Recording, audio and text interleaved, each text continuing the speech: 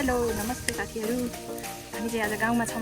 जाएगा माघे सङ्क्रान्ति बनाउन गाउँमा आएपछि यही काम हो, हात देख्न सक्नुहुन्छ। तोरी छिन्दै तोरी पाकेर बेहाल गाउँमा यस्तै हो साथीहरू। लबरी छ तोरी छिन्दै।